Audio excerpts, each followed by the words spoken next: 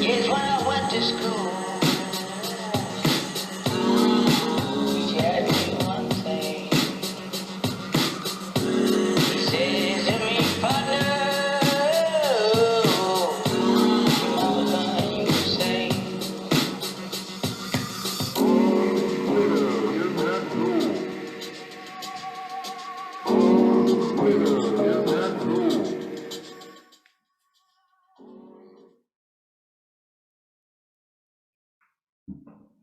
Welcome to the Experience Podcast. I am an infinite being having a human experience. My ego calls himself Neil Miller. Today we have an interesting topic to talk about. So I want to be going directly into my first psilocybin mushroom experience, and we're going to have a lot of backstory coming up with this video on psilocybin. And but first I want to present my experience as I had it for my first time, and then I want to bring more information on psilocybin itself, how it affects the brain, and how long it's been used by cultures, and just some basic information around the psilocybin mushroom itself. So with my experience of it, I had very limited knowledge of it, and it was me, and it was at my parents' house, and we had a camp. So my parents, they had like a wooded lot kind of in back away from the house, and I had a campfire back there with some friends, and on having this campfire, we were getting together to drink some alcohol and to hang out. And so initially, I had no idea that we were even going to have psilocybin mushrooms that evening. So the plan was to have a campfire, drink some alcoholic beverages, and had a good time and hang out, and that was the plan. So before my other friends got there, me and a friend that lived close by, he was already there. We were playing some PlayStation and just just hanging out in the afternoon.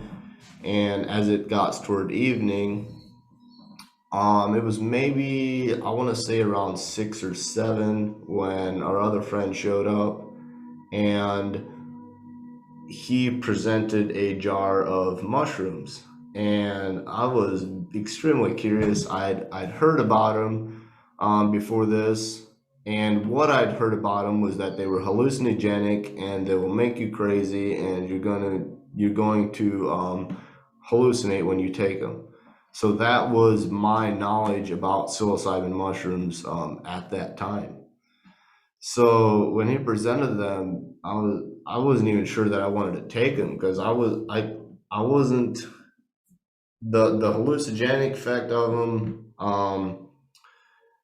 was why I didn't want to take them, and it's the exact reason why I chose to take them.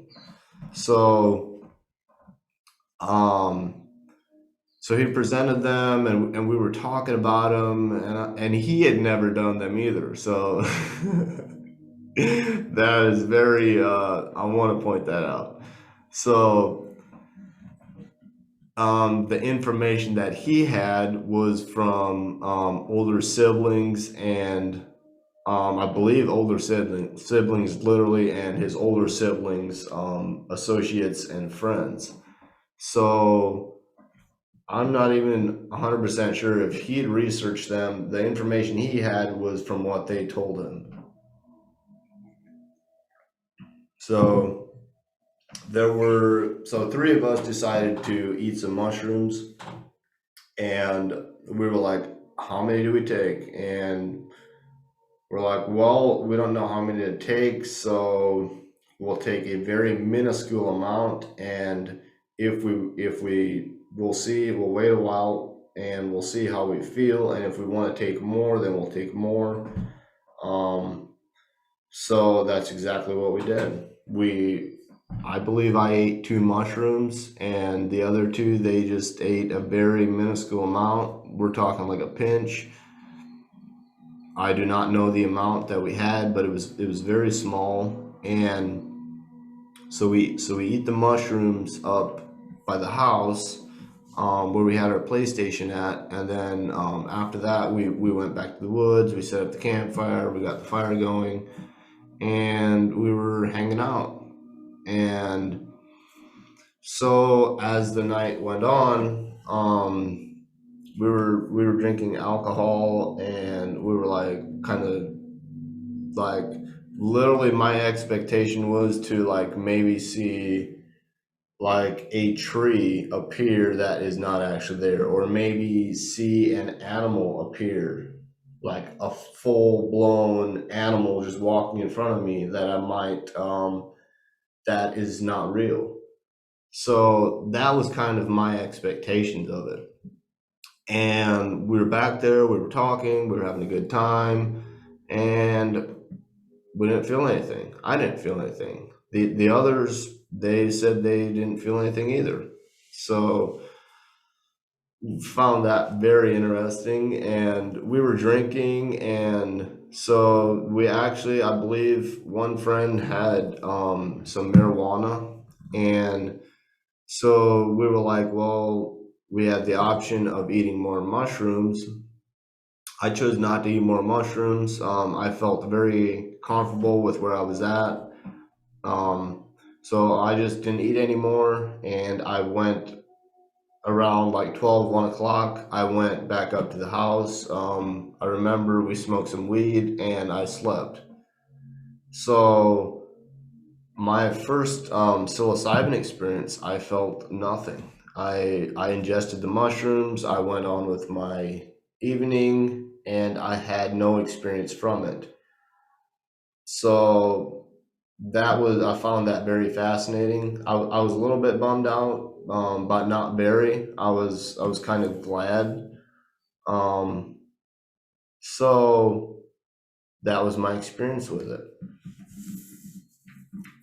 Going deeper into psilocybin mushroom land, what are psilocybin mushrooms? So, coming directly from Wikipedia, psilocybin mushrooms, commonly known as magic mushrooms, mushrooms or shrooms, are a polyphyletic informal group of fungi that contain psilocybin, which turns into psilocin upon ingestion. So that is what psilocybin mushrooms are. They're the drug class. They're classified as a hallucinogen.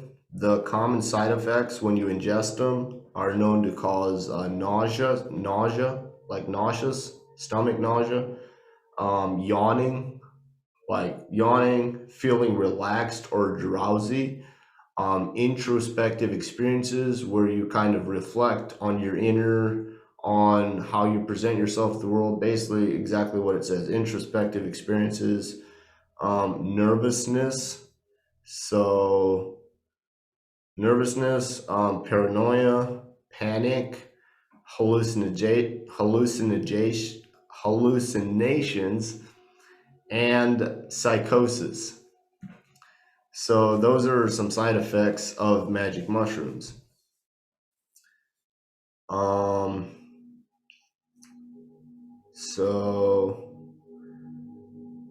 what do they do?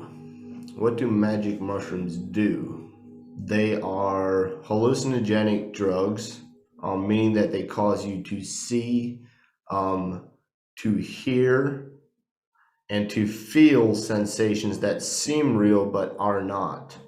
The effects of magic mushrooms, however, are highly variable and believed to be influenced by environmental factors. Very interesting.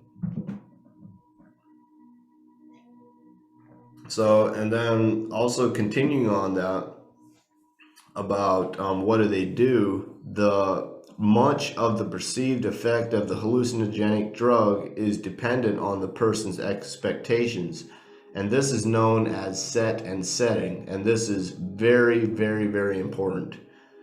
Set is a person's previous experiences and mindset to the drug.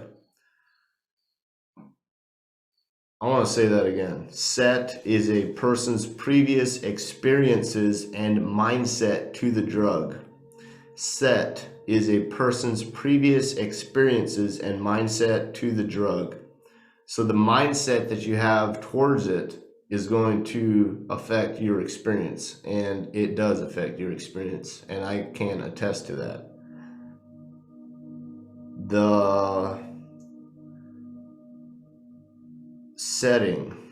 Setting is the social and cultural expectations as well as the physical environment that they're in at the time of taking the drug.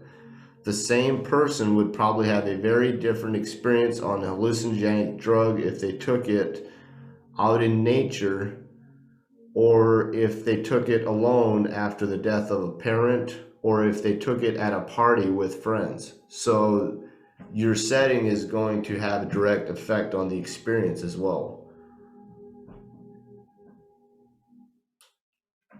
Okay, so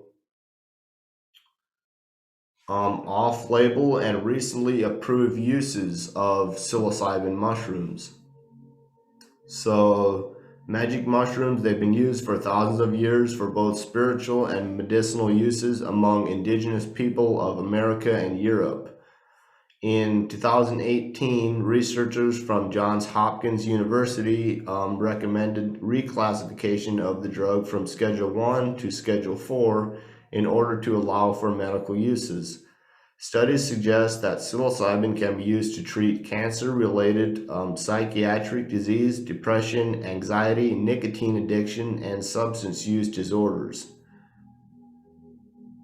So that's kind of the new research that is coming out around psilocybin mushrooms, and they're actually looking to begin using them as for medical purposes. So that's very fascinating, and I'm very excited to see in which direction that this begins to go.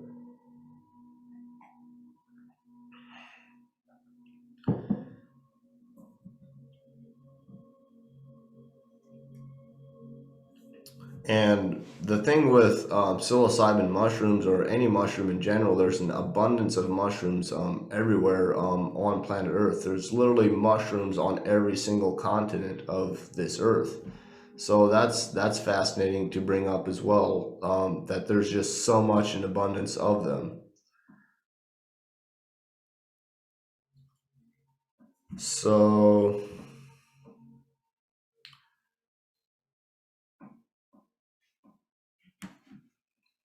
history of psilocybin mushrooms.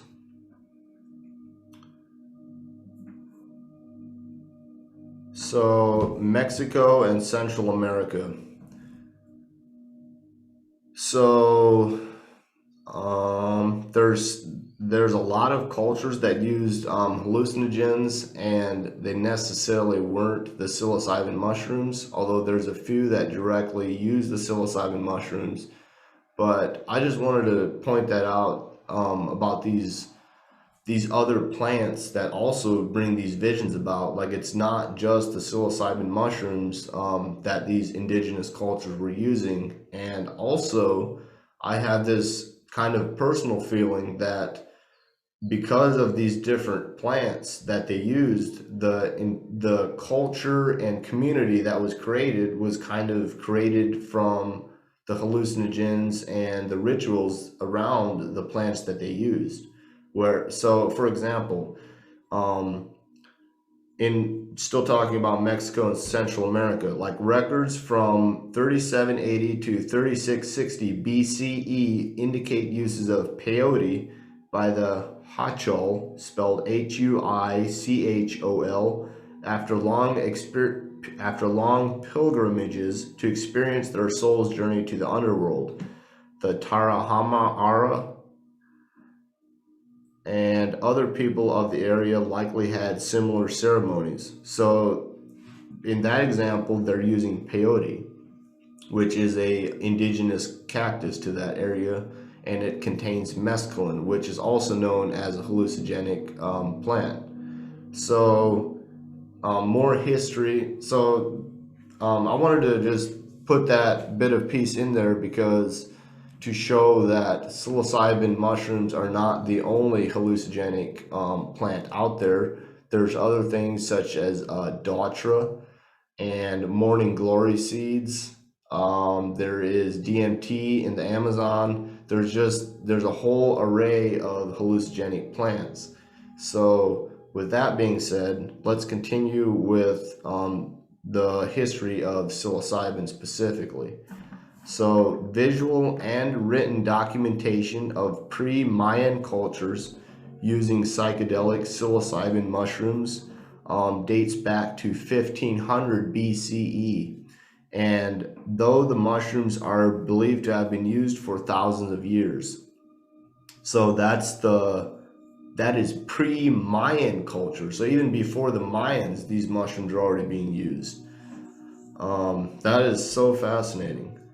So stones and temples were built in 1500 BCE in Central and South America in honor of the gods of the fungi. Magic mushrooms were used in the Aztec rituals, and they were served with honey or chocolate. That's beautiful. So the Aztecs and the Mayans, pre-Mayans, actually used psilocybin. So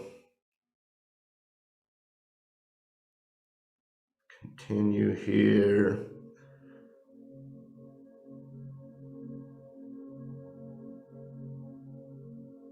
It's talking about some of these other psychedelic plants. That's why I'm kind of skipping over the information.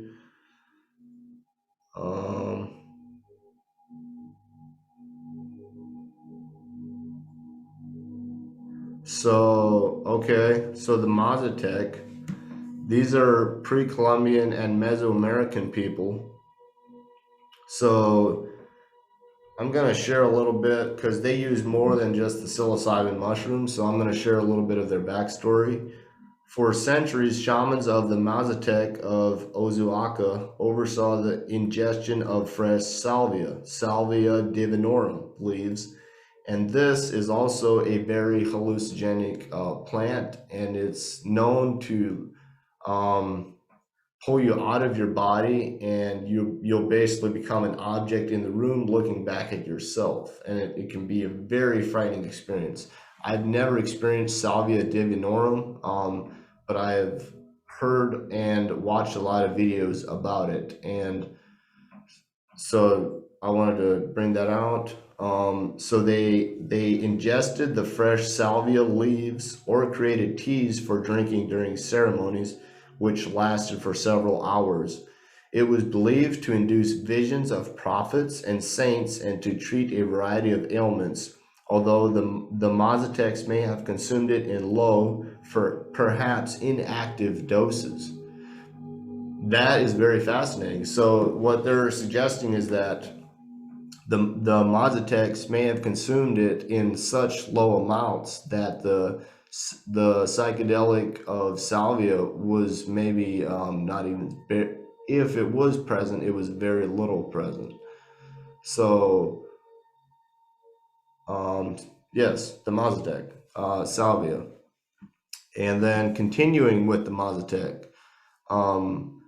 So they, along with other pre-Columbian and Mesoamerican people, they bathed magic mushrooms in smoke from copal incense. And then they ate them 2 at a time, the mushrooms, to represent the duality and the power of the unified sexes. Together, participants shared the darkness and silence of a hut while listening to the voice of the shaman. That was the Mazatec. So in Greece, according to the Eleusinian Mysteries, initiation rituals dating back to 500 to 300 BCE suggest that the ancient Kykeon drink may have contained a number of psychedelic substances, including ergot fungus. Ergot fungus is the fungus that LSD is derived from. Ergot fungus and magic mushrooms. So that was in Greece, dating back to 500 to 300 BCE.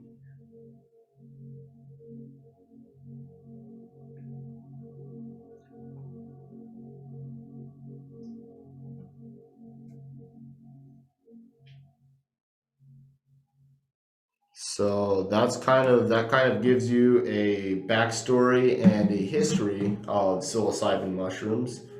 Um, I strongly recommend that you do your own research before trying any substance, or before even taking the research that I have presented with you.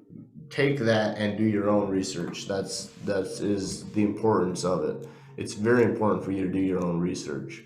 So this video, I'm very glad that you watched it this far. Your time is highly valued and appreciated. Stay well, stay healthy. One love.